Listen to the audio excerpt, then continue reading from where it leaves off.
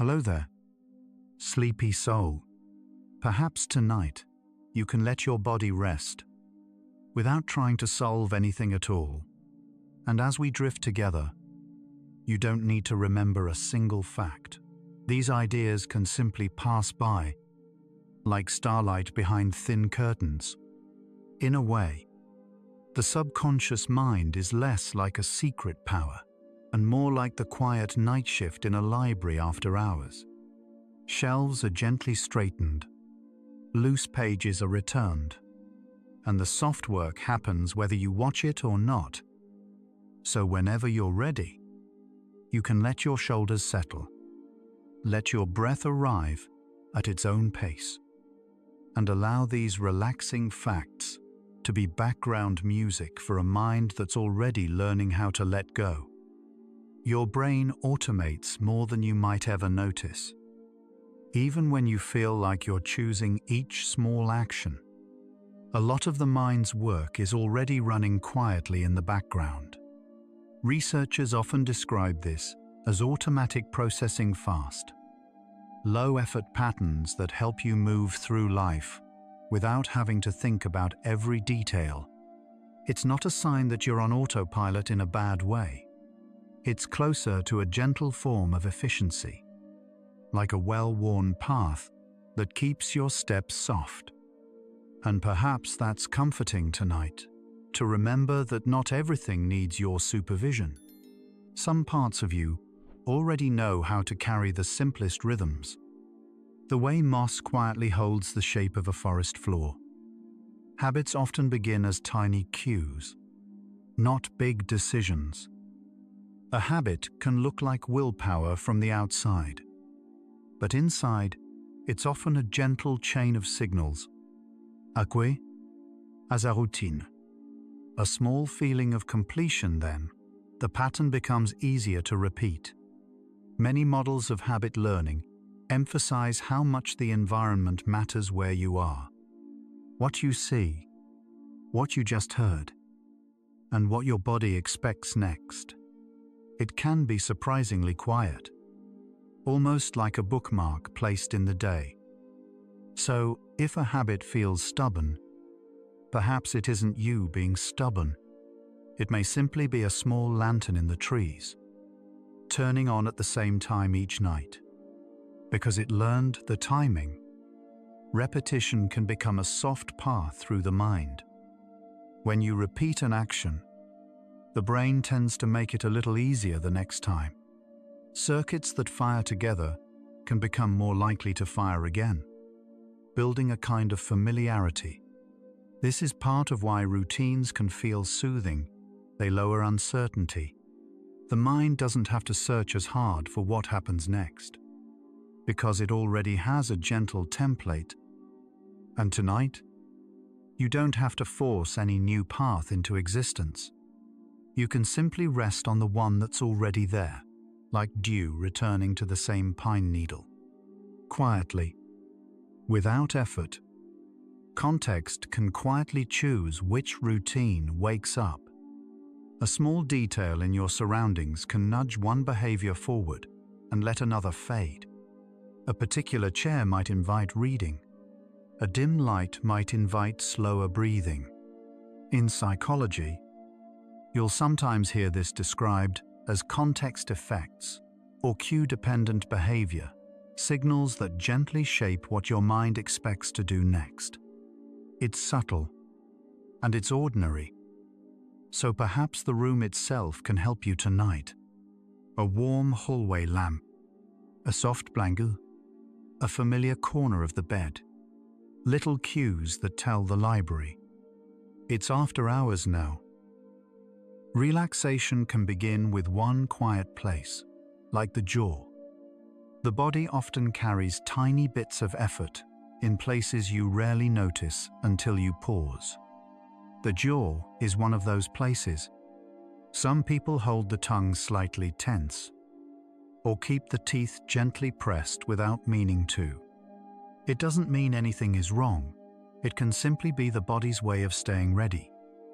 So perhaps, if you'd like, you can let the jaw unclench just a little as if you're setting down a small pebble you didn't realize you were carrying, and you can let the rest of the night be lighter by that one small gram. A default response is often just practice, not destiny. Sometimes people talk about the subconscious as if it's a mysterious force controlling life, but many automatic responses are simply well-practiced patterns learned through repetition, association, and time. The brain is good at turning repeated choices into quieter ones. That can be helpful, and it can also be changeable. Slowly, with gentleness. Tonight, you don't have to change anything. You can simply notice that the mind has its habits, the way the ocean has its tides, and both can be calm. The brain predicts the next moment like a calm weather map. Many neuroscientists describe perception as a blend of what's coming in through the senses and what the brain expects to be there. The mind makes gentle guesses, then updates them. It's efficient and usually invisible until something surprises you. In that sense, prediction isn't a dramatic act. It's a soft background hum. And perhaps your thoughts are like that two little forecasts passing across an inner sky. They don't have to become storms. They can simply drift by, harmless as a faraway comet. Surprise is just a prediction, updating, quietly. When something unexpected happens, it can feel like the world changed. But often, it's your mind updating a model. The brain notices a mismatch between expectation and reality, then adjusts. Most of the time, this process is calm and fast. It's one of the ways the mind stays flexible. So if a thought pops up tonight, perhaps it's only an update, a little note slipped onto a page. You can let it be filed, without reading it all the way through. Familiarity can be the mind's way of keeping you safe. The brain often relaxes when it recognizes a pattern, a familiar sound, a usual routine, a known place. Novelty requires more processing. Familiarity can lower the amount of checking the nervous system feels it needs to do. This is one reason bedtime rituals can be helpful, because the body learns the sequence. And maybe that's why repeating a gentle phrase or a soft rhythm can feel like a warm lamp left on in the hallway. Not bright, just enough to feel safe. Your shoulders can soften when the mind stops holding the day. The shoulders often carry a quiet sense of readiness. Even without heavy stress, the body can keep a mild lift, as if preparing for the next task. It's common, and it's human. So, perhaps, if you'd like, let the shoulders drop a millimeter, like snow sliding from a branch. Nothing dramatic, just a tiny easing, and you can let that small motion tell the library that the day's work is done. A single word can nudge which memory arrives. Memory is often associative. One cue can bring up a related scene, feeling, or idea. This is part of how the brain organizes information by links rather than lists. It can feel like the subconscious is choosing memories, but it may simply be following gentle pathways. So when a memory appears tonight, perhaps it's just a bookmark, fluttering loose. You can notice it and let it settle back into the book. The resting mind can keep telling stories in the background. When you're not focused on a task, the brain doesn't go offline. Instead, it often shifts into patterns linked with mind-wandering and self-generated thought. Researchers connect this to resting brain networks that blend memory, imagination, and planning. It's one reason thoughts can appear when you lie down, the mind finally has room to roam. And perhaps you can let it roam gently, like a river under ice, moving without noise, carrying you towards sleep. Expectations can color experience, like light in a room. In research on placebo and context effects, expectation and learning can shape what the body feels. This doesn't mean it's all in your head. It means the brain and body respond to meaning, safety, and prediction. The same event can feel different depending on the frame around it. So perhaps tonight, you can choose a softer frame, like candlelight on paper, gentle enough that nothing needs to be sharp. Placebo effects are real biology shaped by context. Reviews of placebo mechanisms describe real changes in the body linked with expectation and conditioning. The brain can release different signals depending on what it predicts. This is not magic, and it's not guaranteed. It's simply one more way the nervous system responds to meaning. And perhaps that's quietly reassuring, that the mind and body are always in conversation, like moonlit ripples answering the wind. Nocebo is the same system, just heavier and dimmer. Just as positive expectation can soften experience, negative expectation can sometimes make sensations feel more intense. This is discussed as nocebo in the research literature. It doesn't mean you should think positive. It simply suggests that frames matter, and gentler frames can be kind to the body. So tonight, you don't have to chase optimism. You can just lower the lights a little. Let the room of experience become softer. A softened brow can change what thoughts feel possible. The forehead and the muscles around the eyes can hold a quiet focus. Even in the dark, some people tense the brow when they're trying to figure something out. And when you relax those muscles, the mind often follows just a little. So perhaps, if you'd like, let the space between your eyebrows soften, as though warm light is passing through, not pushing anything away, just making room. Mind wandering can be a river under ice. Mind wandering is common, and it isn't always a problem. Sometimes it's how the brain integrates experiences. Some research links repetitive negative thought with poorer sleep for some people, but results vary, and not every wandering thought is harmful. The main point is gentleness, noticing without turning it into a task. And perhaps your mind can wander tonight in a safer way, quietly, beneath the surface, while you float above it. Naming a thought can loosen its grip. Sometimes a thought feels like a command, simply because it's loud.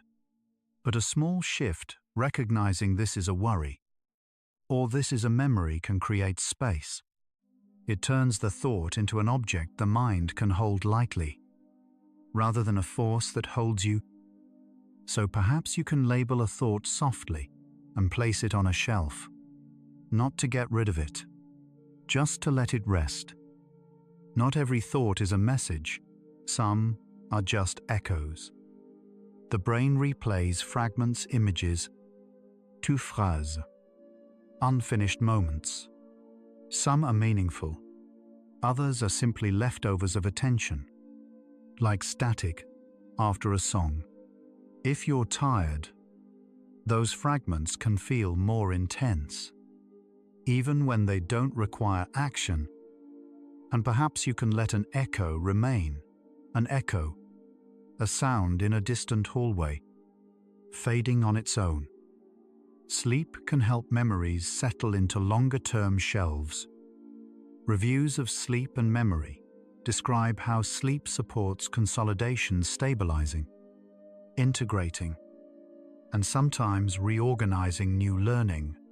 Some models describe a slow transfer of information from temporary storage to more distributed long-term storage. It's complex and still studied, but the overall idea is gentle sleep helps the mind file what matters. So perhaps the night is doing quiet housekeeping for you, returning loose pages to their places, so the morning can feel clearer. Memory replay can be like a low radio in another room.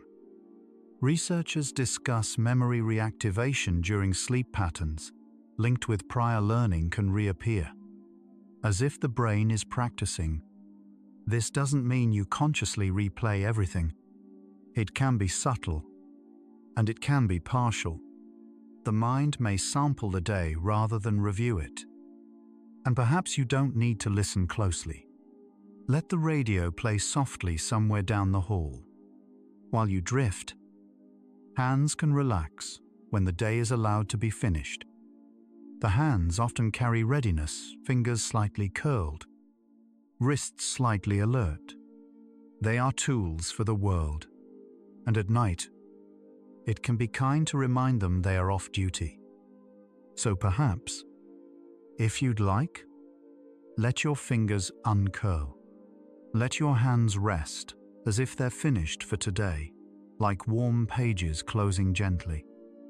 Without a slam, even mixed evidence can still offer a gentle option. In systematic reviews of hypnosis interventions for sleep, the results can be mixed. Some studies suggest benefits. Others are less clear, and methods vary. That doesn't make the idea useless. It simply means it may help some people and not others. And many approaches share simple ingredients: relaxation, imagery, and suggestion. So perhaps you can treat imagery like a soft blanket you might try, and if it doesn't fit tonight, you can set it aside without judgment. The goal of suggestion is comfort, not control.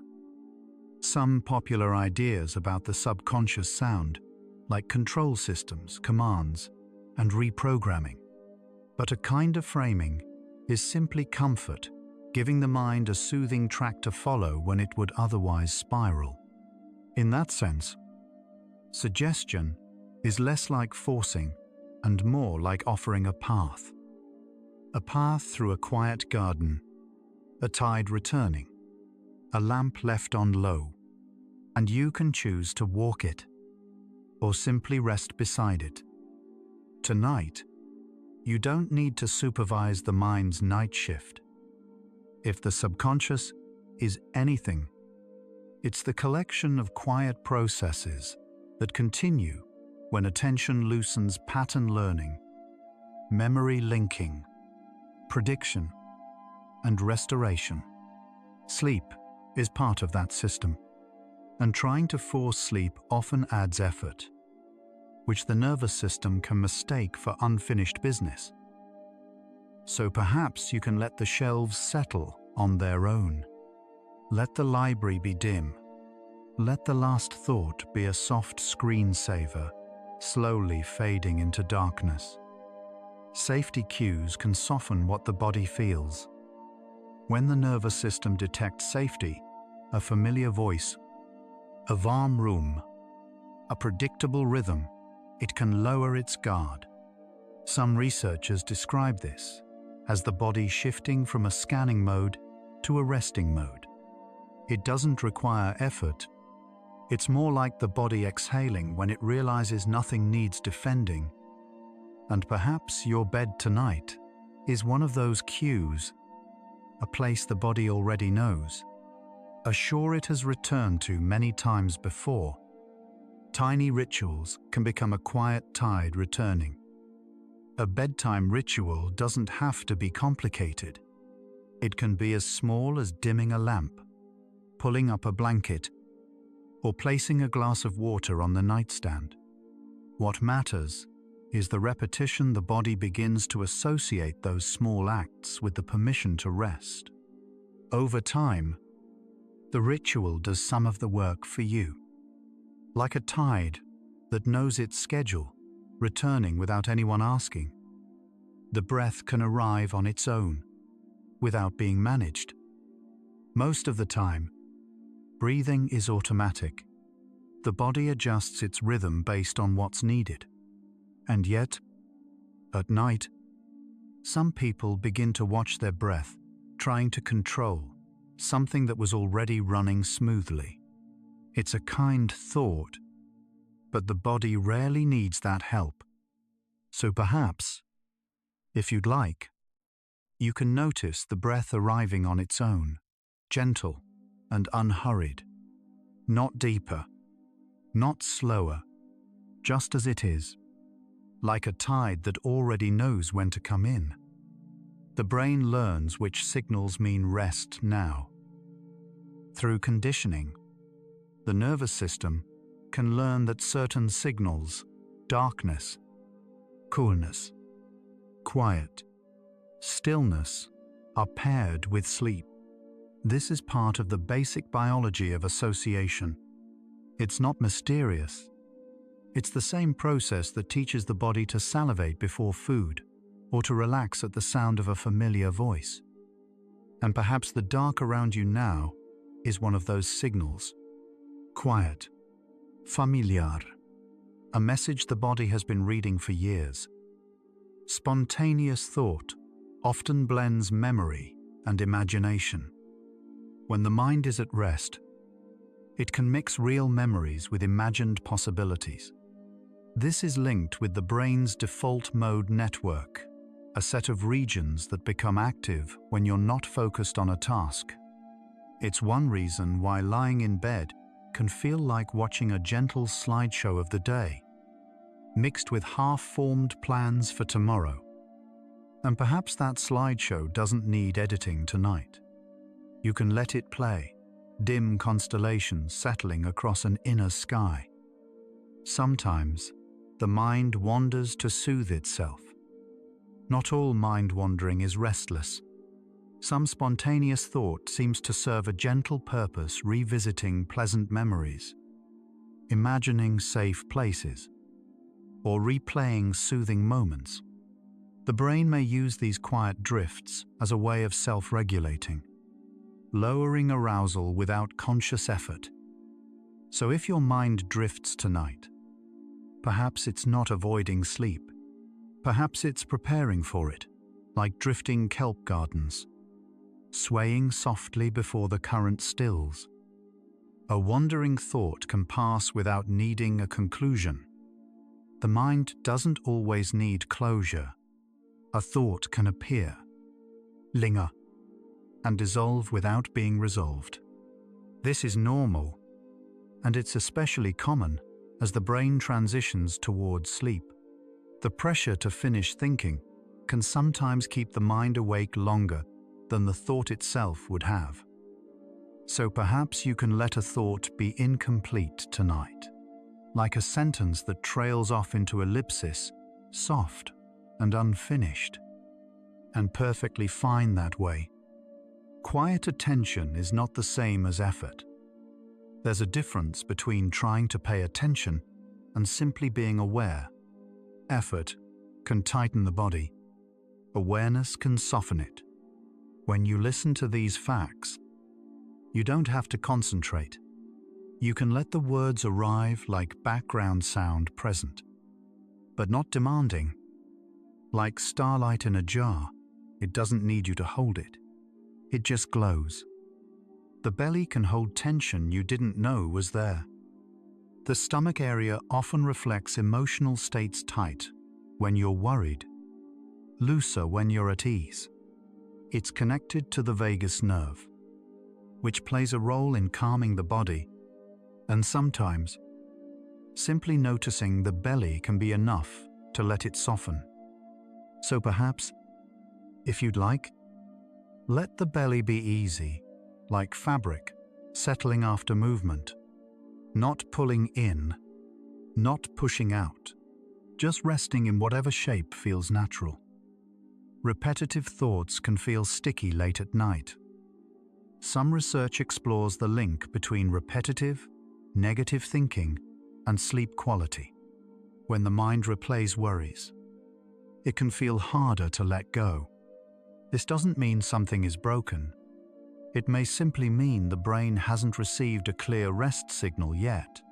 And sometimes, naming the pattern is a gentle first step. So if a thought keeps circling, perhaps you can say quietly, "I see you."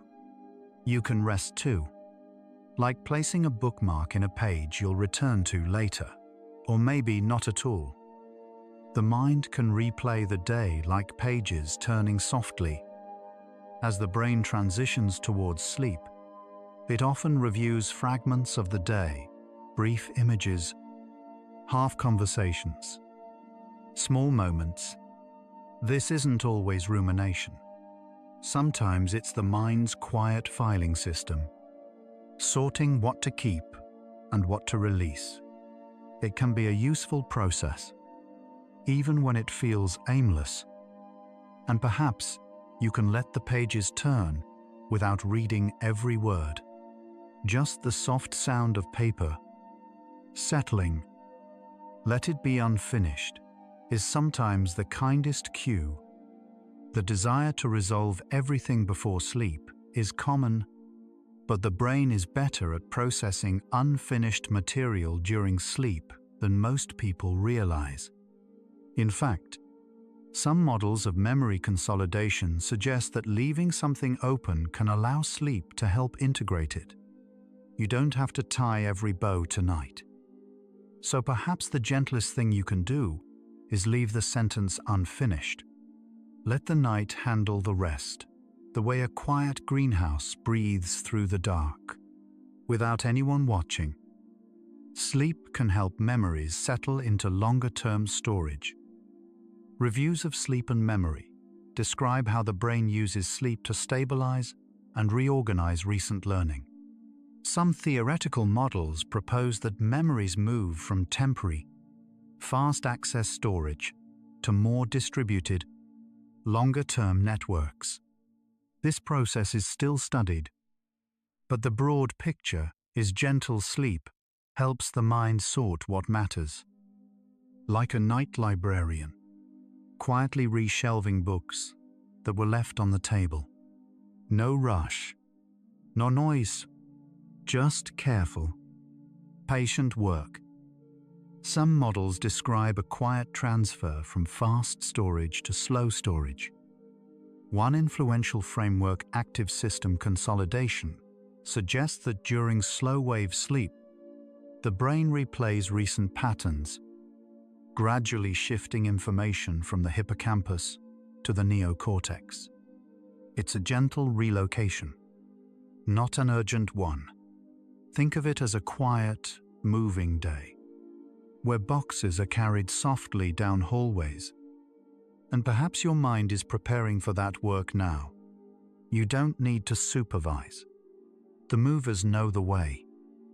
The feet can be the last place to let go. The feet carry you through the world all day. They balance, adjust, grip, and push. And at night, they can still hold a quiet readiness, as if the body hasn't fully accepted that walking is done. So perhaps, if you'd like, imagine the soles growing pleasantly heavy, sinking gently into the mattress, as if the ground is rising to meet them, and you can let the feet rest, the way a stone rests at the bottom of a calm pond. The night can weave separate moments into one fabric. Memory consolidation during sleep doesn't just store individual facts. Some research suggests it can link related experiences, finding connections that weren't obvious during the day. It's a form of quiet integration, the brain threading together different moments into a more coherent picture. And perhaps tonight, the threads are already being gathered.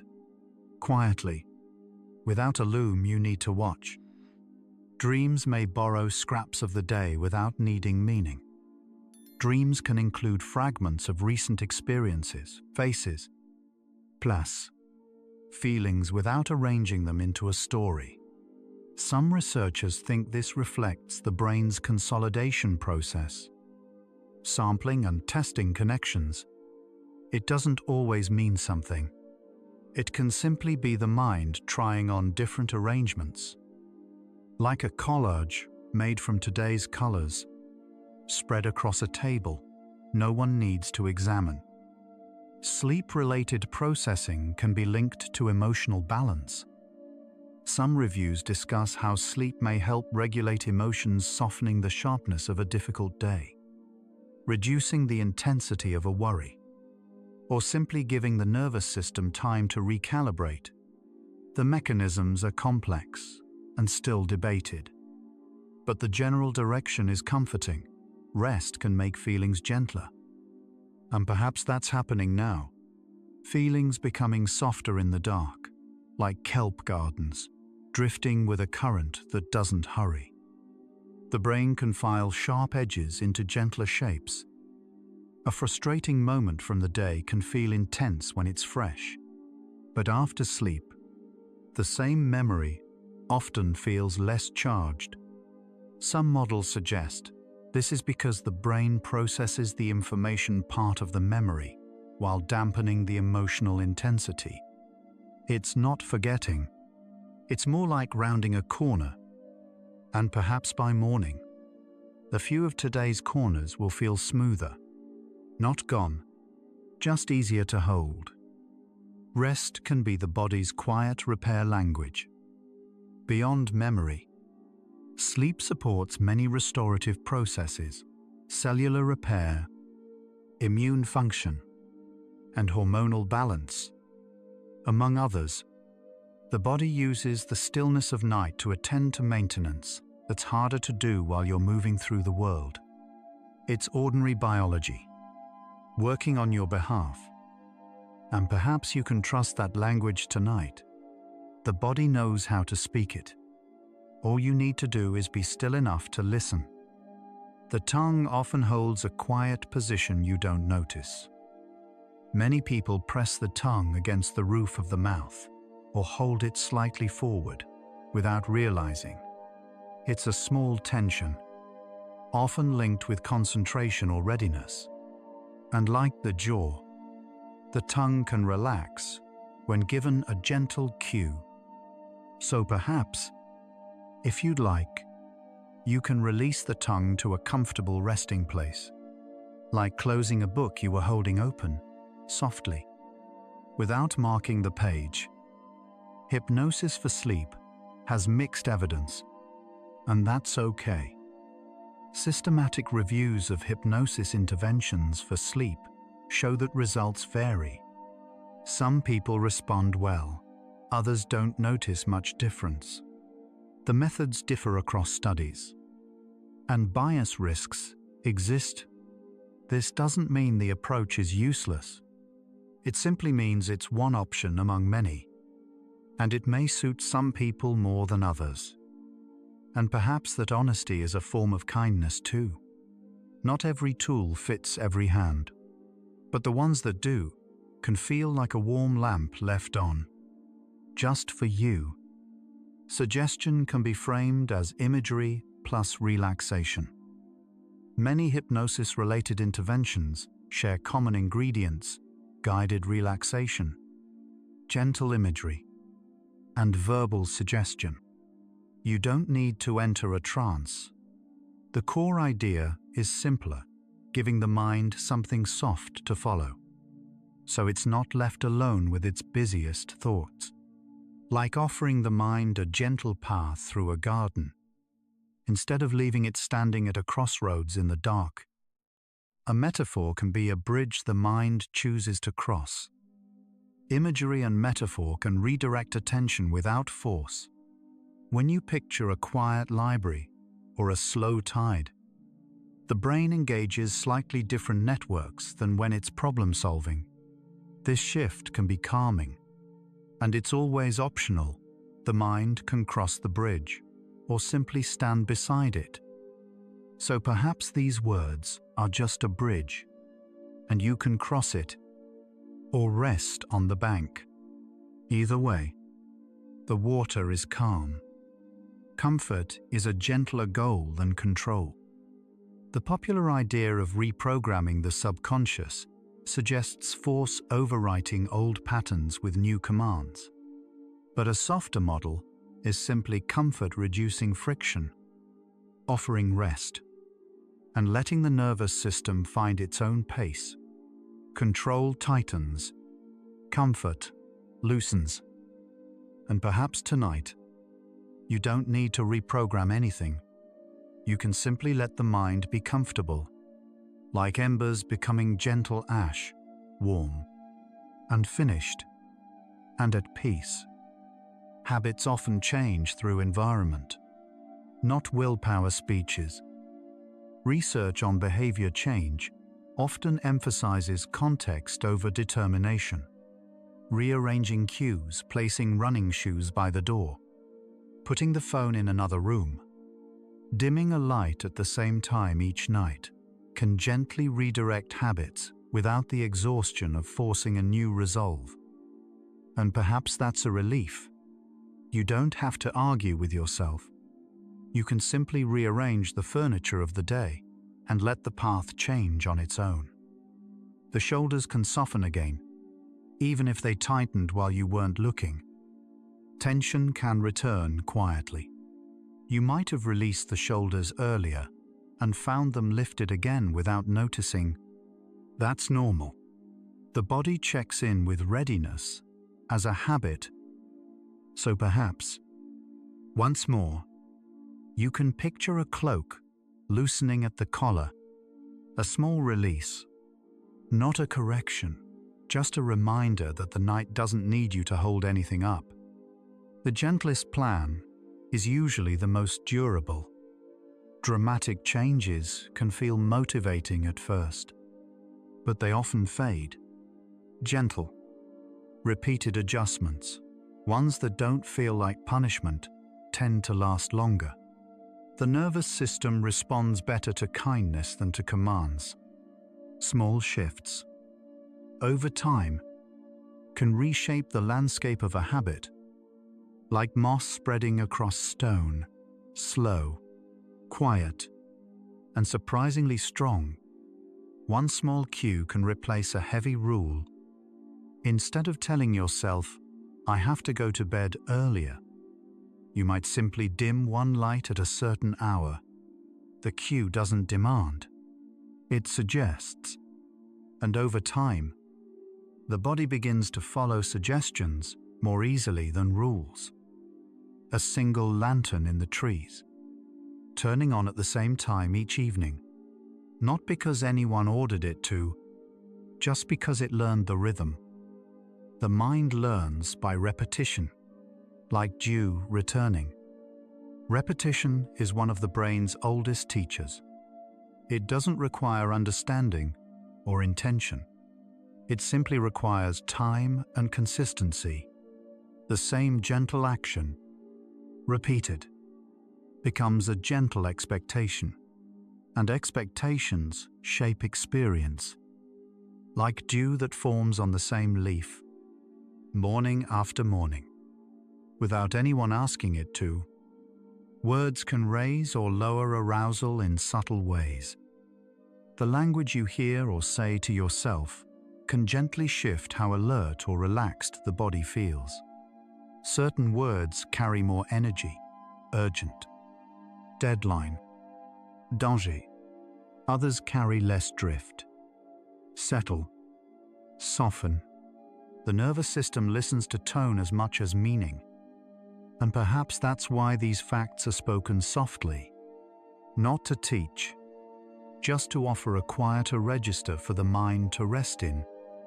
Soft wording can keep curiosity calm. There's a way to share a fact that invites interest without raising the heart rate. Words like perhaps, it seems, and some suggest create space around an idea. They don't demand belief. They offer a possibility, like leaving a door ajar instead of pushing it open. And perhaps that open door is enough tonight. You don't have to walk through. Just knowing it's there can feel like a soft breeze. The forehead can smooth like still water. The muscles above the eyes are linked with concentration and alertness. Even in the dark, they can hold a slight furrow residue of a day spent thinking, and when they release, the mind often follows into a quieter space. So perhaps, if you'd like, let the forehead be smooth as still water. No ripples needed, just a surface at rest. Reframing can turn a problem into a pattern. When you call something a problem, the mind tends to search for solutions, which can feel energizing at the wrong hour.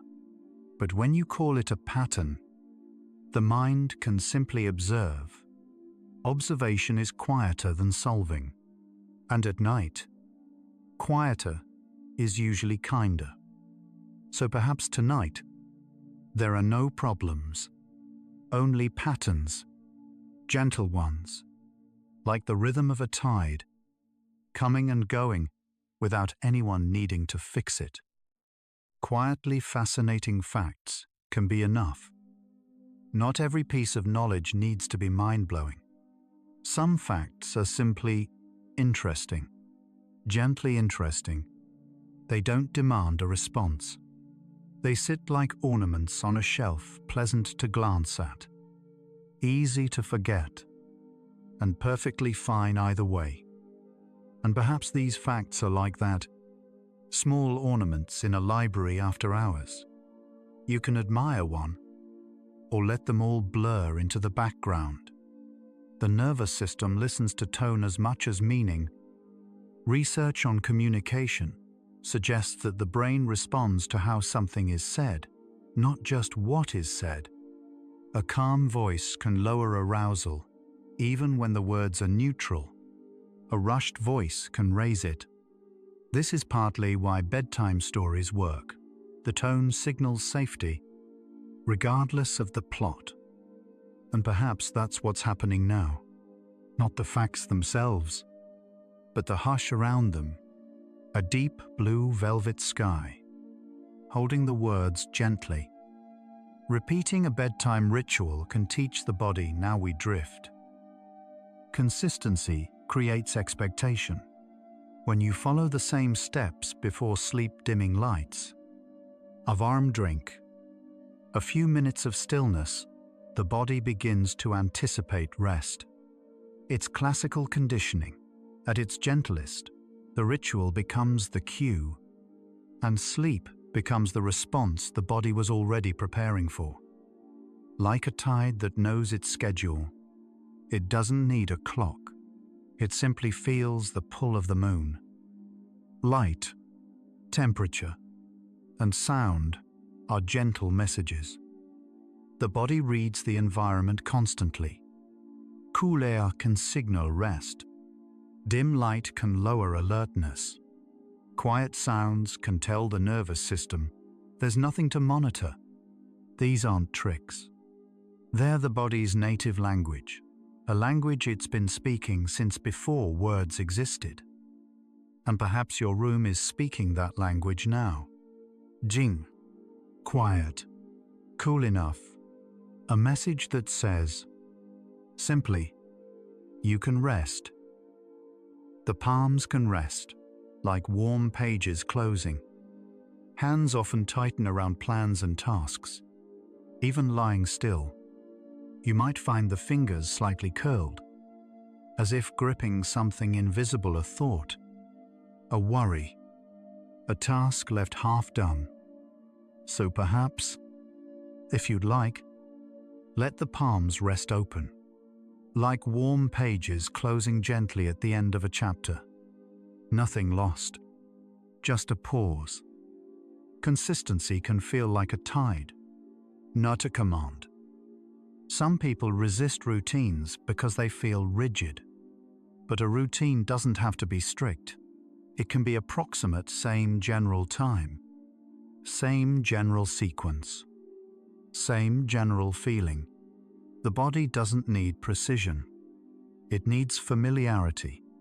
And familiarity can be loose, like a slow tide returning, not at the exact same second each night, but close enough that the shore knows what to expect. Rest is a skill that grows slowly. Resting well isn't always natural. For some people, it's something that improves with gentle practice, learning what helps, what doesn't, what the body responds to. There's no test, no deadline, just a gradual softening of the distance between lying down and letting go. And perhaps you're already practicing. Right now, without even trying. The brain likes predictable softness. Predictability reduces the need for vigilance. When the brain can predict what's coming next, another gentle fact, another quiet pause, it can lower its scanning activity. This is part of why repetitive, low-stimulation content can feel soothing. It's not boring in a bad way. It's boring in the way the body needs. And perhaps that's exactly what this is. A predictable softness, a rhythm the brain can lean into, like candlelight that doesn't flicker. Your worries can feel smaller against wide time. When you consider the scale of deep time, billions of years of geology, evolution, and starlight, today's concerns can feel proportionally softer. This isn't meant to dismiss them. They still matter. But holding them against a wider background can reduce their grip, like a single candle in a vast, quiet hall, still burning, still warm, but the hall is peaceful, and the candle doesn't have to light the whole room. The mind is one small lantern in a big, quiet sky. Your thoughts, however loud they feel, are a small part of a much larger system. The body has its own rhythms, heartbeat, breath, digestion that don't need your attention. The universe has its own pace, and somewhere in between, your mind can find a place to rest. One small lantern, steady, warm, not trying to illuminate everything, just glowing, quietly, in a very big sky. A slower exhale can be a gentle invitation. The body responds to its own breathing patterns. A slightly longer exhale can activate the parasympathetic nervous system, the part associated with rest and recovery. You don't have to count. You don't have to force. Just a slightly longer out-breath, if it feels natural. So perhaps, whenever you're ready, you can let the next exhale be a little longer, like a sentence that ends softly, trailing into quiet. Noticing scale can soften urgency. When the mind zooms out from the day to the week, from the week to the year, from the year to a lifetime, problems can shift in proportion. They don't disappear, but they can become part of a larger landscape rather than filling the entire view. And perhaps tonight, you can zoom out just a little, enough to see that this moment is one quiet dot in a very long, very gentle line. Sleep is the oldest ritual in biology. Almost every creature that has a nervous system sleeps in some form, from fruit flies to whales. Rest is woven into the fabric of life. It's not a human invention. It's not a luxury. It's one of the oldest patterns on the planet. And perhaps that's quietly reassuring. You're not fighting biology tonight. You're joining it, the way every living thing has. For billions of years, even thoughts have a bedtime. As the brain moves towards sleep, cognitive activity naturally slows. Thoughts become less structured, more fragmented, more dreamlike. This is normal. It's not a sign of losing control. It's a sign of letting go. The mind is dimming its own lights. And perhaps your thoughts are already getting softer, less like sentences, more like colors, fading at the edges. The way sunrise behind curtains turns everything gold and quiet. The day can be placed on a shelf for now. You don't have to resolve the day before sleeping. The brain is designed to continue processing during rest, putting the day away, not forgetting it. Just shelving it can be an act of trust. Trust that the mind's night shift will handle what needs handling. So perhaps you can imagine placing today on a shelf, gently, like a library book returned after hours. It will still be there in the morning. If you need it, you can let meaning wait until morning. The urge to understand everything before sleeping can keep the mind alert, but meaning making is often better after rest. Studies on insight suggest that sleep can help the brain find connections that effort alone couldn't. So waiting isn't laziness. It's strategy. And perhaps the smartest thing the mind can do right now is pause, let the shelves settle, let the library go quiet, and trust that the answers will be clearer in the light. The abdomen can rise and fall like a quiet wave. Breathing naturally moves the belly. When it's relaxed, the abdomen rises gently on the inhale and settles on the exhale. It's one of the body's oldest rhythms present since birth, running without instruction. So perhaps, if you'd like, you can notice that rhythm now, the abdomen rising and falling like a quiet wave. Not something you need to create, just something already happening. The mind's night shift can work without supervision. Memory consolidation, emotional processing, cellular repair, these happen during sleep without conscious effort. You don't need to direct them. You don't even need to be aware of them. The brain has been running this shift for as long as you've been alive. And perhaps that's the deepest permission of all you can stop supervising. The night shift knows what to do. Quiet is also progress. In a culture that values productivity, stillness can feel like wasted time. But the brain does some of its most valuable work during rest, integrating, repairing, sorting. Doing nothing isn't the absence of progress. It's the condition for it. So perhaps tonight, doing nothing is exactly right. Like a field resting between seasons, quiet, full of invisible preparation. Rest is allowed to be simple. There's no perfect way to rest, no optimal breathing pattern, no ideal thought to hold. Rest can simply be lying still, in the dark, while sounds move gently past. It doesn't need to be optimized. It just needs to be allowed. And perhaps that simplicity is a gift. No technique, no goal, just being here, like a stone warming in the last light of day. The library can dim its lights. If the mind is a library after hours, then the lights don't need to stay bright.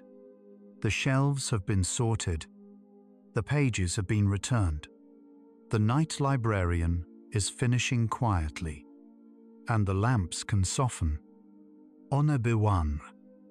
Let the lights dim, not all at once, just gradually, the way a candle burns lower, not because it's failing, but because it's finished. The last facts can be like embers becoming gentle ash. As a fire settles, the embers glow softer. They're not cold, they're warm, steady, and close to done. That's what these final facts are. Not trying to teach anything new, just glowing quietly before the silence. And perhaps you can let them glow warm, fading, perfectly timed. The toes can loosen, as if a knot is gently untying.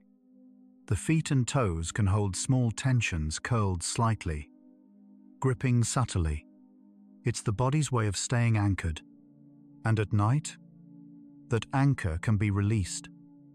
So perhaps, if you'd like, you can let the toes loosen, as if a small knot is gently untying itself, not pulled apart, just softening until it comes undone. Silence is a safe destination. The mind sometimes fears silence because it leaves room for worry. But silence can also be a container, a space where nothing is demanded, nothing is expected, and nothing needs to be solved. It's not emptiness, it's rest. And perhaps silence is where you're headed tonight, not as a void, but as a resting place, a clearing in the forest where the moss is soft. Falling asleep is a success. In most contexts, falling asleep would be a failure, a sign of disengagement. But here, it's the goal. If you drift off during these facts, you haven't missed anything. You've done exactly what the content was designed for. So if your eyes are heavy, or your thoughts are blurring, that's not a problem. That's the whole point. You're succeeding. Quietly. Forgetting is part of the design. You don't need to remember these facts. The brain will keep what it needs and release the rest. That's how consolidation works selectively. Gently. Without your input. If you wake up tomorrow and remember nothing, that's fine. The experience still happened. Like a wave that touched the shore and pulled back. The sand is different now. Even if you can't see where, the ocean of thought can settle. Thoughts can feel like waves rising, crashing, pulling, but every ocean eventually calms. Not because someone told it to, just because that's what water does when the wind stops. And perhaps the wind is stopping now. The surface is quieting. The depths are still. The shelves can stop moving. If the mind has been a library tonight sorting, filing, rearranging, then perhaps the work is nearly done. The shelves can be still. The books don't need to be perfect. They just need to be at rest. And perhaps they are, right now, quiet, settled, waiting for morning. One last soft sigh can be a farewell to the day. A sigh is the body's natural release valve. It resets the breathing pattern and can signal the nervous system that the effort is over. It doesn't have to be dramatic, just a gentle out-breath through the lips. So perhaps, if it feels kind, you can let one last soft sigh pass through the lips. A goodbye to today, a hello to rest. The breath can take the lead. You've been listening to facts, following thoughts, noticing your body. And now, perhaps, you can let the breath be the only thing that moves. In, out, slow, steady. It doesn't need direction. It was running before you noticed it. And it will continue long after you stop listening. Let the breath lead you somewhere quiet. It already knows the way. The night can hold you. Darkness can feel vast, or it can feel close like a blanket rather than a void. The night isn't empty. It's full of quiet processes, your body repairing, your mind sorting, the world outside resting too. And perhaps the night is holding you now, gently, the way a warm fog at dawn holds the landscape, soft and present and patient. You can drift without finishing. There may be facts left, There may be thoughts still forming, and that's okay. You don't have to reach the end. The end isn't the point. The drifting is private. So let yourself drift, like a leaf on a slow current. No destination, just movement, just quiet. The story can fade into warmth. Every story ends. But the best sleep stories don't end with a bang. They dissolve. The words get softer, the images blur, and what remains is not the content, but the feeling, warmth, safety, a sense that everything is, for now, enough. And perhaps this story is fading now, not ending, just becoming warmth. Whatever remains can wait. If there's a worry still circling, a plan still forming, a question still unanswered, it can wait. The morning will come, the library will reopen, and whatever was left on the table will still be there, ready when you are. But not now. Now, you can rest. The table is clear enough. The lights are low. The library is closing. The mind doesn't need to be empty to be at peace. Peace isn't the absence of thought. It's the absence of urgency. Thoughts can still float by small, shapeless, harmless. They don't need to be chased or caught. They can simply exist, like dust motes in a beam of light. And perhaps your thoughts are like that now.